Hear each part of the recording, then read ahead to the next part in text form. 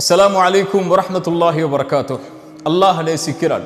அல்லாஹ் யாரை நேசிக்கிறான்? அல்லாஹுடைய தூதர் ஸல்லல்லாஹு அலைஹி வஸல்லம் சொன்னார்கள், பலமில்லாத, இந்த செய்தியை கேளுங்கள், உங்களுடைய உள்ளம் உறுதிப்படும். பலமில்லாத இறை நம்பிக்கையாளனை விட பலமுள்ள இறை நம்பிக்கையாளன் அல்லாஹ்விடத்திலே நேசத்திற்குரியவன்.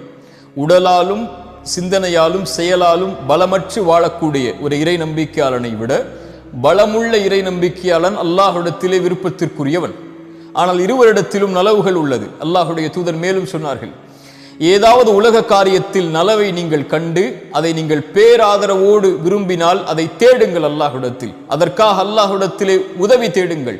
ஒருபோதும் அந்த விஷயத்தில் நீங்கள் சோர்ந்து விடாதீர்கள். மேலும் சொன்னார்கள், ஏதாவது ஒன்று உலக வாழ்வில் உங்களை கடந்தால் நடந்தால், இதால் நடந்தது, அதால் நடந்தது, இதனால் நடந்தது, அதால் நடந்தது என்றெல்லாம் கூறிக்கொள்ளாதீர்கள். ஏதாவது உலக வாழ்வில் நடந்து விட்டால் அல்லாஹுடைய தூதருடைய இந்த மந்திர சொல்லை மனதில் வையுங்கள். ஏதாவது உங்களுடைய வாழ்வில் நடந்தால் சொல்லுங்கள், கத்தர் அல்லாஹு வமா ஷாஅ ஃபஅல், அல்லாஹுடைய நாட்டத்தை கொண்டு மட்டும்தான் நடந்திருக்கிறது என்று, அல்லாஹ் நாடியது நடந்திருக்கிறது என்று.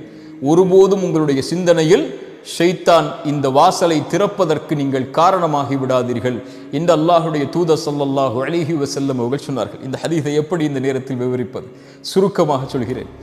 பலமில்லாத வாழ்வில் ஏதாவது சோதனைகள், சிரமங்கள், கஷ்டங்கள், பிரச்சனைகள், தொழிலில் தோல்வி, செல்வத்தில் தோல்வி, அல்லது அவன் விரும்பிய பெண்ணை திருமணம் முடிக்கவில்லை, அல்லது விரும்பிய ஒரு மணமகனை திருமணம் முடிக்கவில்லை, அல்லது நோய், அல்லது இழப்புகள், அல்லது உயிரிழப்புகள், இப்படி வாழ்வில் எது நடந்தாலும், அல்லது கல்வியில் தோற்றாலும், ஒரு விளையாட்டில் தோற்றால் கூட இன்றைய காலத்தில் பலரை பார்க்கிறோம், இருளில் உட்கார்ந்து கொண்டு அழுது கொண்டு, ஐயோ இப்படி நடந்து விட்டது, எப்படி வெளியேறப் போகிறேன், எப்படி வாழப்போகிறேன், எதற்கு எனக்கு இந்த உலக வாழ்க்கை என்று புலம்பிக் கொண்டு கண்ணீர் மலையில் மூழ்கி கொண்டு இன்னும் பலர் கோழைகளாக மாறி உயிரையே மாய்த்து கொள்ளக்கூடிய மனிதர்கள் வாழக்கூடிய இந்த உலகில் எது நடந்தாலும், எதை வாழ்வில் சந்தித்தாலும், எந்த இழப்புகளை தோல்விகளை வாழ்வில் கொண்டாலும் தங்களுடைய சிந்தனையாலும் உடலாலும் மனதாலும் எண்ணத்தாலும் செயலாலும் உறுதியோடு முன்னேறக்கூடிய இறை நம்பிக்கையாளர்களை அல்லாஹ் நேசிக்கிறார்.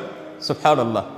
தங்களுடைய வாழ்வில் அவர்கள் எதையும் பார்ப்பார்கள். நோயை பார்ப்பார்கள், செல்வத்தின் இழப்பை பார்ப்பார்கள், விரும்பியது நடக்காததை பார்ப்பார்கள், தொழிலில் தோல்வியை பார்ப்பார்கள். ஆனால் அவர்களுடைய வாழ்வு முழுவதும் அல்லாஹுடைய நாட்டத்தை கொண்டு மட்டும்தான் இது நடக்கிறது. நான் இறை நம்பிக்கையாளன், நான் கவலை கொள்ளக்கூடாது. குர்ஆன் சொல்லுகிறது, இறை நம்பிக்கையாளன் ஒருபோதும் கவலை கொள்ள மாட்டான். கவலை ஷைத்தானுடையது. கவலையை கொண்டு ஷைத்தான் உள்ளத்தை உடைப்பான், அல்லாஹ்வை விட்டு அவனை தூரமாக்குவான். கவலை கொள்ள மாட்டான் இறை நம்பிக்கையாளன். பயம் கொள்ள மாட்டான். உலகமே அவனுக்கு எதிராக ஒன்று சேர்ந்திருந்தாலும் ஹஸ்புனல்லாஹ், அல்லாஹ் ஒருவன் போதுமானவன் என்று அவன் சொல்லுவான். கவலை கொள்ள மாட்டான், பயம் கொள்ள மாட்டான். அவனுக்கு குர்ஆன் சொல்லக்கூடிய செய்தியை மனதில் வைத்திருப்பான். கவலை கொள்ளாதே, பயம் கொள்ளாதே. அன்துமுல் அலௌன இன் குன்தும் முஃமினீன், நீங்கள் தான் உயர்ந்தவர்கள் முஃமின்களாக வாழ்ந்தால். எதிலும், இந்த உலக காரியத்திலும் தொழிலிலா நீங்கள் தான் உயர்ந்தவர்கள். இறை நம்பிக்கையாளராக இருந்து அல்லாஹ் அனுமதித்த வழியில் உங்களுடைய செல்வத்தை சேகரிப்பதற்கு நீங்கள் முன்னேறினால் இந்த உலகத்தில் இருக்கக்கூடிய எல்லோர்களையும் செல்வத்திலும் நீங்கள் முந்தலாம். உங்களுடைய முயற்சியை நீங்கள் அதில் வைத்திருந்தால், முஃமின்களாக வாழ்ந்தால். விளையாட்டிலா, தொழிலிலா, கல்வியிலா, அல்லது இந்த உலகத்துடைய எந்த காரியத்திலும் அடுக்கிக் கொண்டே போகுங்கள். நீங்கள் முன்னால் வந்தால்தான் நீங்கள் இறை நம்பிக்கையாளர்கள். ஏன்? நீங்கள் உறுதியோடு அல்லாஹுடைய நம்பிக்கையை உள்ளத்தில் வைத்திருப்பவர்கள். எல்லோர்களை விடவும் நீங்கள் மேன்மையானவர்கள். உங்கள் சமூகத்தில் வாழக்கூடிய மக்களில் யாரை நீங்கள் அருகில் வைத்திருந்தாலும் நீங்கள் தான் உயர்ந்தவர்களாக இருக்க வேண்டும். அதில் ஏன்? இறை நம்பிக்கையாளன் பலமுள்ளவனாக இருந்தால்தான் அல்லாஹ் அவரை நேசிக்கிறான் என்று அல்லாஹுடைய தூதர் ஸல்லல்லாஹு அலைஹி வஸல்லம் அவர்கள் சொன்னார்கள். வாழ்வில் எதை சந்தித்தாலும், அது இனிமையோடு இருந்தாலும், கவலையோடு இருந்தாலும், நோயோடு இருந்தாலும், சுகத்தோடு இருந்தாலும், தோல்வியோடு இருந்தாலும், வெற்றியோடு இருந்தாலும், அல்லது தோல்விகளையே வாழ்வில் கண்டு கொண்டிருந்தாலும், வாழ்வு முழுவதும் இருளானாலும், பிரச்சனைகளால் வாழ்வு இனிமேல் வெளியேறுவதற்கு வழி தெரியாத அளவிற்கு மூடப்பட்டாலும், உயிர் மூச்சு அடுத்த நிமிடத்தில் உங்களோடு இருந்தால் அல்லாஹ் உங்களுக்கு இன்னும் வாய்ப்பை கொடுத்திருக்கிறான். முன்னேறுங்கள். எதையும் வாழ்வில் ஜெயித்து விடலாம்.